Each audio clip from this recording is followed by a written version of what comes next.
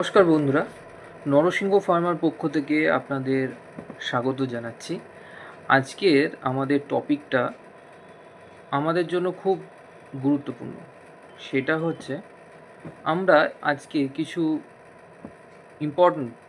গুরুত্বপূর্ণ মেডিসিন নিয়ে আলোচনা করব, যেটা আমাদের গ্যাস, অ্যাসিডিটি বা বমি এইসব সমস্যায় সাহায্য করে।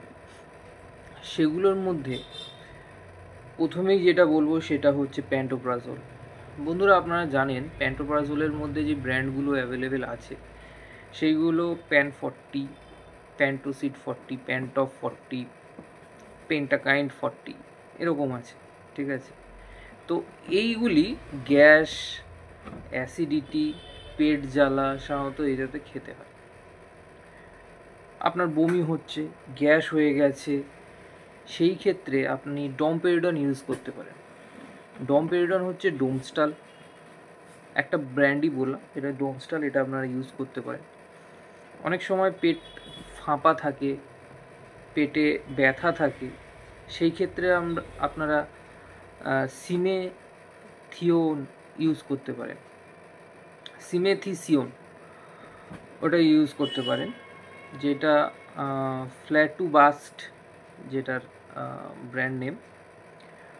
আর এর সাথে হয়তো অনেক সময় অ্যাসিডিটি হচ্ছে, অ্যাসিডিটির সঙ্গে বুক জ্বালা, পেট জ্বালা, একটা অন্যরকম আনইজি একটা ভাব, সেই ক্ষেত্রে মেগালরেট আর তার সঙ্গে সিমেথিকোন এটা আপনার ইউজ করতে পারেন।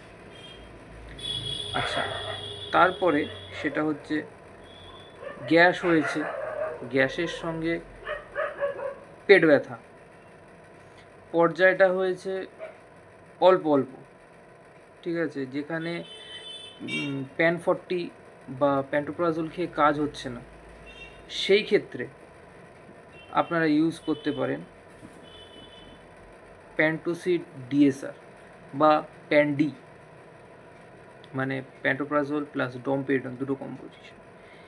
আর একদম বেসিক যেখানে আপনারা ইউজ করতে পারেন, মানে আপনি বুঝতে পারছেন যে গ্যাস হয়েছে, পেটটা একটু ব্যথা করছে, সেইখানে হচ্ছে ডাইক্লোমিন, তার সাথে সিমেথিকোন কম্পোজিশানে সেটা হচ্ছে ওষুধ ইউজ করতে পারেন।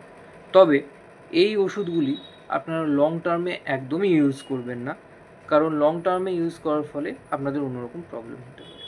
ধন্যবাদ।